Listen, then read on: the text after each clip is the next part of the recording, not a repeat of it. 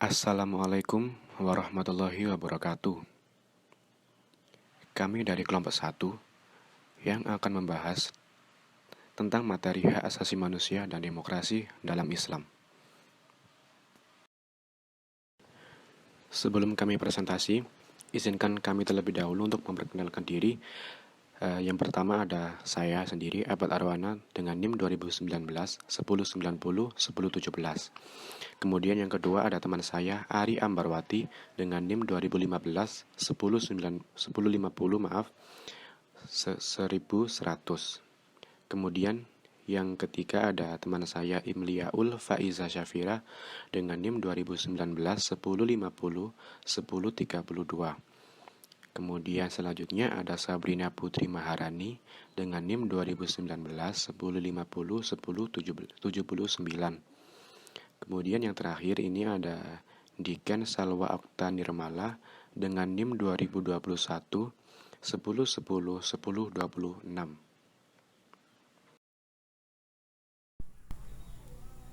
Pengertian hukum Islam yaitu syariat yang berarti hukum-hukum yang diadakan oleh Allah untuk umatnya yang dibawa oleh seorang nabi, baik hukum yang berhubungan dengan kepercayaan atau akidah maupun hukum-hukum yang berhubungan dengan amaliyah atau perbuatan.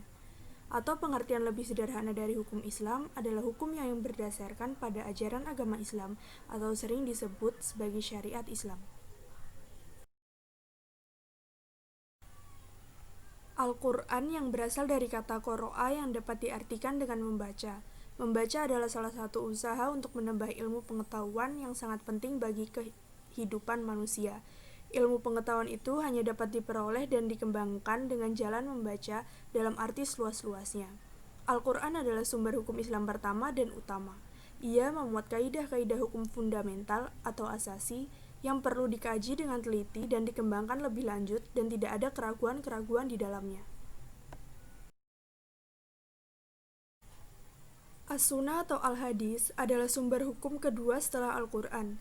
Kedudukan As-Sunnah adalah menafsirkan Al-Quran dan menjadi pedoman pelaksanaan yang autentik terhadap Al-Quran. Sebagaimana kita ketahui bahwa Al-Quran terdapat ayat-ayat yang masih mujmal atau umum maksudnya, maka ayat-ayat seperti ini masih memerlukan penjelasan yang diberikan oleh Rasulullah melalui sunnahnya.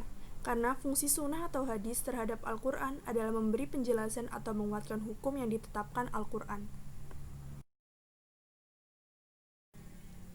Akal pikiran atau ar-rayu atau ijtihad. Akal sangat berperan penting dalam pengembangan dan menyempurnakan sesuatu termasuk juga Al-Quran dan As-Sunnah atau hadis. Karena akal kunci untuk memahami agama, ajaran, dan hukum Islam khususnya. Akal ciptaan Allah Subhanahu wa Ta'ala yang sangat penting yang membedakan makhluk-makhluk lain. Akal pikiran adalah sumber hukum ketiga yang memenuhi syarat untuk berusaha, berikhtiar dengan seluruh kemampuan yang ada padanya, memahami kaidah-kaidah hukum fundamental yang terdapat dalam Al-Quran. Kaidah-kaidah hukum yang bersifat umum yang terdapat dalam sunnah Nabi dan merumuskannya menjadi garis-garis hukum yang diterapkan pada suatu kasus tertentu atau berusaha merumuskan garis-garis atau kaidah hukum yang pengaturannya tidak dapat di dalam kedua sumber utama hukum Islam tersebut.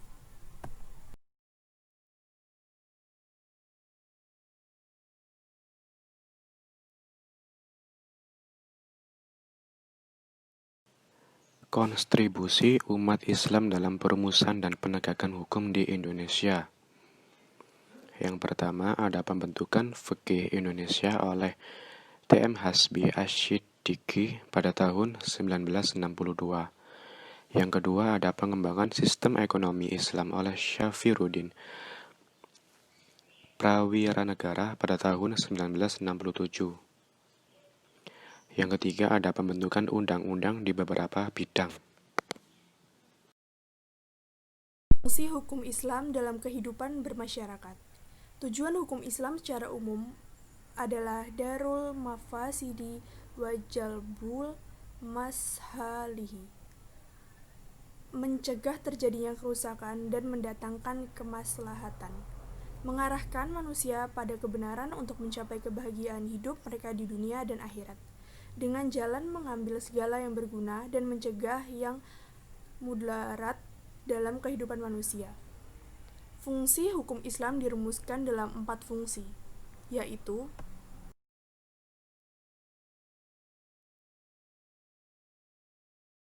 fungsi ibadah. Fungsi yang utama hukum Islam yaitu beribadah kepada Allah Subhanahu wa taala. Dalam Az-Zariyat 56, Allah berfirman, "Dan tidak aku ciptakan jin dan manusia melainkan untuk beribadah kepadaku." Maka dengan dalil ini, fungsi ibadah tampak paling menonjol dibandingkan dengan fungsi lainnya. Yang kedua, fungsi amr, ma'ruf, nahy, munkar, atau perintah kebaikan dan pencegahan kemungkaran. Hukum Islam mengatur kehidupan manusia sehingga dapat menjadi kontrol sosial. Dari fungsi inilah dapat dicapai tujuan hukum Islam, yakni mendatangkan kemaslahatan atau manfaat dan menghindarkan kemudaratan atau sia-sia baik di dunia maupun di akhirat. Maka setiap hukum Islam, bahkan ritual dan spiritual pun berorientasi membentuk manusia yang dapat menjadi teladan kebaikan dan pencegah kemungkaran. Yang ketiga, fungsi zawajir atau penceraan. Adanya sanksi dalam bentuk hukum Islam yang bukan hanya sanksi hukum dunia, tetapi juga dengan ancaman siksa akhirat, dimaksudkan agar manusia dapat jera dan takut melakukan kejahatan, serta dapat menjadi sebagai sarana pemaksa yang melindungi umat dari segala perbuatan yang membahayakan. Yang keempat, fungsi tanzim wa islah al-ummah, atau organisasi dan rehabilitasi masyarakat. Ketentuan hukum sanksi tersebut bukan sekedar sebagai batas ancaman dan untuk menakut-nakuti masyarakat saja, akan tetapi juga untuk rehabilitasi dan pengorganisasian umat menjadi lebih baik. Dalam literatur ilmu hukum, hal ini dikenal dengan istilah fungsi engineering sosial. Keempat fungsi hukum tersebut tidak dapat dipilah-pilah begitu saja untuk bidang hukum tertentu, tetapi satu dengan yang lain juga saling terikat.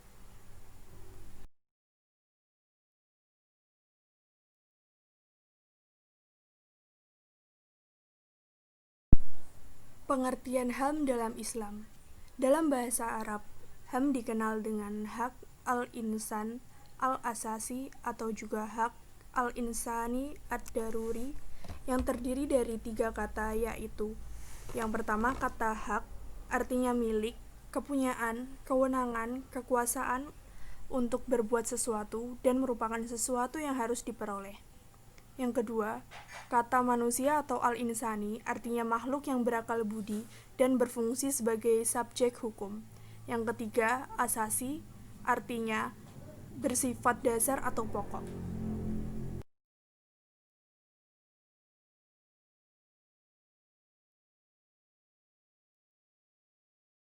Yang pertama, hak untuk hidup. Hak asasi utama yang diusung oleh Islam adalah hak untuk hidup dan menghargai hidup manusia. Sesuai Al-Quran Surat Al-Maidah ayat 32, yang artinya, oleh karena itu kami tetapkan suatu hukum bagi Bani Israel, bahwa barang siapa yang membunuh seorang manusia, bukan karena orang itu membunuh orang lain, atau bukan karena membuat kerusakan di muka bumi, maka seakan-akan dia telah membunuh manusia seluruhnya. Dan barang siapa yang memelihara kehidupan seorang manusia, maka seolah-olah dia telah memelihara kehidupan manusia semuanya. Dan sesungguhnya telah datang kepada mereka rasul-rasul kami dengan membawa keterangan-keterangan yang jelas. Kemudian banyak di antara mereka sesudah itu sungguh-sungguh melampaui batas dalam berbuat kerusakan di muka bumi. Yang kedua, hak untuk memperoleh kebutuhan hidup atau hak ekonomi. Islam telah mengajarkan kepada setiap individu untuk dapat memenuhi kehidupan pribadinya dan keluarganya sesuai dengan prestasi hidup skill yang dimiliki. Namun di balik harta yang dimilikinya itu, di dalamnya terkandung hak orang lain, khususnya kalangan duafa, dari golongan fakir miskin yang dikeluarkan melalui zakat, infak, dan sedekah. Hal tersebut sesuai pada firman Allah Subhanahu wa taala Al-Quran Surat Az-Zariyat ayat 19, yang artinya, dan pada harta-harta mereka ada hak-hak orang miskin yang tidak mendapat bagian. Yang ketiga, hak untuk mendapat kemerdekaan dan kebebasan. Dalam Islam, jelas melarang adanya perbudakan pada hamba sahaya yang diperjualbelikan. Yang keempat, kebebasan berpendapat dan berekspresi. Islam menganugerahkan hak kebebasan untuk berpikir dan hak untuk mengungkap pendapat kepada seluruh umat manusia. Yang kelima, persamaan hak dan kedudukan di hadapan hukum. Islam menegaskan dan menekankan adanya persamaan seluruh umat Islam di depan Allah Subhanahu wa Ta'ala. Sebagai makhluk ciptaannya, manusia telah diciptakan dari asal-usul yang sama, nenek moyang yang sama, dan kepadanya lah mereka mesti taat dan patuh. Yang keenam, hak kebebasan untuk berserikat. Islam telah memberikan hak kepada rakyat untuk bebas berpolitik, berserikat, dan membentuk organisasi-organisasi. Namun hak berserikat ini dilakukan untuk menyebarkan kebaikan dan bukan untuk menyebarkan kekacauan atau kejahatan. Hak untuk kebebasan berserikat secara umum terkandung pada Al-Quran surat Al-Imran ayat 110 yang artinya, kamu adalah umat yang terbaik yang dilahirkan untuk manusia, menyuruh kepada yang ma'ruf dan mencegah dari yang munkar, dan beriman kepada Allah. Sekiranya ahli kitab beriman, tentulah itu lebih baik mereka. Di antara mereka ada yang beriman, dan kebanyakan mereka adalah orang-orang yang fasik. Yang ketujuh, hak untuk mendapatkan keadilan. Agama Islam datang ke bumi untuk menyebarluaskan keadilan dan menumpas kebatilan Islam, mewajibkan kepada umatnya untuk menegakkan keadilan walaupun untuk dirinya sendiri. Seperti yang dijelaskan pada Al-Quran surat Asy-Syura ayat 15 yang artinya, maka karena itu serulah mereka kepada agama itu, dan tetaplah sebagaimana diperintahkan kepadamu dan janganlah mengikuti hawa nafsu mereka dan katakanlah, aku beriman kepada semua kitab yang diturunkan Allah kepadaku dan diperintahkan supaya berlaku adil di antara kamu. Allah lah Tuhan kami dan Tuhanmu. Bagi kami amal-amal kami dan bagi amal-amal kamu. Tidak ada pertengkaran antara kami dan kamu. Allah mengumpulkan antara kita dan kepadanya lah kembali kita. Yang kedelapan, hak untuk mendapatkan tempat tinggal.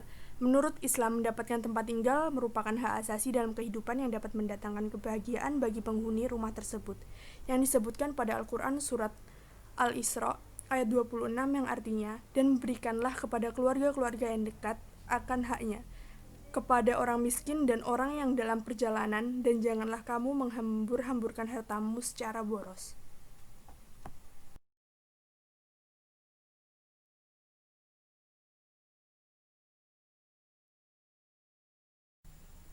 Demokrasi Islam. Demokrasi berasal dari bahasa Yunani demokratia atau kekuasaan rakyat yang terbentuk dari kata demos yang artinya rakyat dan kratos yang artinya kekuatan atau kekuasaan. Demokrasi adalah sistem pemerintahan yang diselenggarakan dari rakyat, oleh rakyat dan untuk rakyat menurut Abraham Lincoln. Demokrasi Barat berpulang pada pandangan mereka tentang batas kewenangan Tuhan. Menurut Aristoteles, setelah Tuhan menciptakan alam, Dia membiarkannya. Dalam filsafat Barat, manusia memiliki kewenangan legislatif dan eksekutif, sementara dalam pandangan Islam, Allah lah pemegang otoritas tersebut. Allah berfirman, ingatlah, menciptakan dan memerintah hanyalah hak Allah, Maha Suci Allah, Tuhan semesta alam. Quran Surat Al-A'raf 54. Hal tersebut yang membedakan antara sistem syariah Islam dan demokrasi Barat. Syura adalah suatu prinsip tentang cara pengambilan keputusan yang secara eksplisit. Yang kedua, adalah keadilan yang artinya dalam menegakkan hukum termasuk rekrutmen dalam berbagai jabatan pemerintahan harus dilakukan secara adil dan bijaksana. Yang ketiga, al-musawah adalah kesejajaran, artinya tidak ada pihak yang merasa lebih tinggi dari yang lain sehingga dapat memaksakan kehendaknya. Dalam perspektif Islam, pemerintah adalah orang atau institusi yang diberi wewenang dan kepercayaan oleh rakyat melalui pemilihan yang jujur dan adil untuk melaksanakan dan menegakkan peraturan dan undang-undang yang telah dibuat. Al-amanah adalah sikap pemenuhan kepercayaan yang diberikan seseorang kepada orang lain. Persoalan amanah ini terkait dengan sikap adil. Yang kelima, al-masuliyah adalah tanggung jawab. Kekuasaan dan jabatan adalah sebuah amanah dan memiliki tanggung jawab untuk orang yang diberi amanah. Yang keenam, al-huriyah adalah kebebasan, artinya bahwa setiap orang, setiap warga masyarakat diberi hak dan kebebasan untuk mengekspresikan pendapatnya. Ciri-ciri demokrasi menurut pandangan Islam: 1. Berada di bawah payung agama Islam. 2. Rakyat diberi kebebasan untuk menyuarakan aspirasinya yang tentunya sesuai dengan nilai-nilai Islam. 3. Pengambilan keputusan senantiasa dilakukan dengan musyawarah. 4. Suara mayoritas tidak bersifat mutlak meskipun tetap menjadi pertimbangan utama dalam musyawarah. 5. Musyawarah hanya berlaku pada persoalan ijtihad atau manusia hanya boleh membahas mengenai masalah yang bersifat teknis. 6. Produk hukum dan kebijakan yang diambil tidak boleh keluar dari nilai-nilai agama Islam. 7. Hukum dan kebijakan tersebut harus dipatuhi oleh semua warga.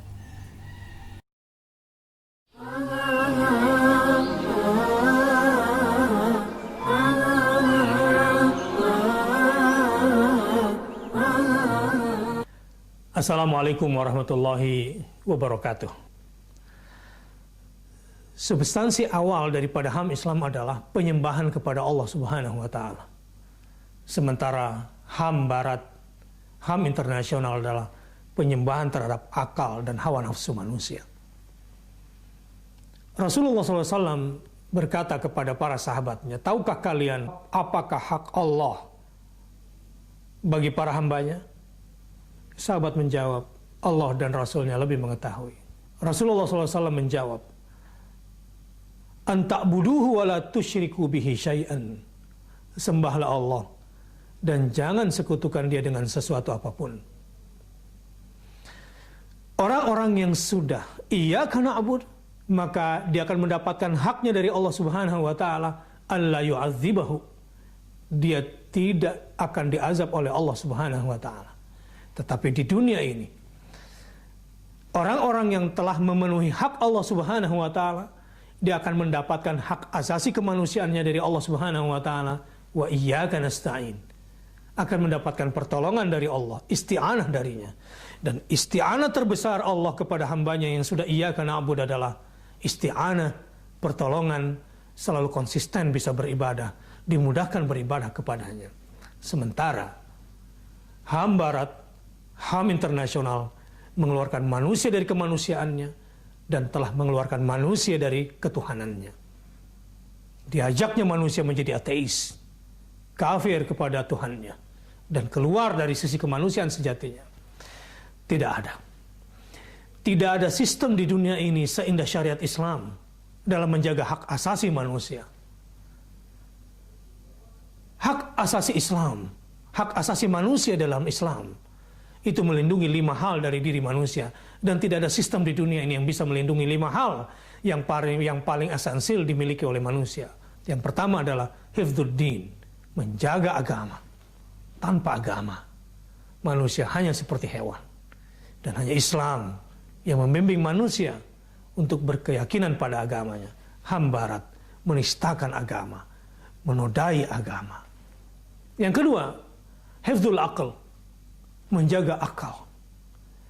Syarat Islam yang sungguh-sungguh menempatkan akal pada tempat yang terhormat, dan semua yang bisa merusak akal, makanankah, minumankah, hiburankah, atau aktivitaskah, haram di dalam Islam.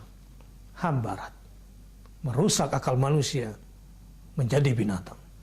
Yang ketiga, hifdzul mal, menjaga harta.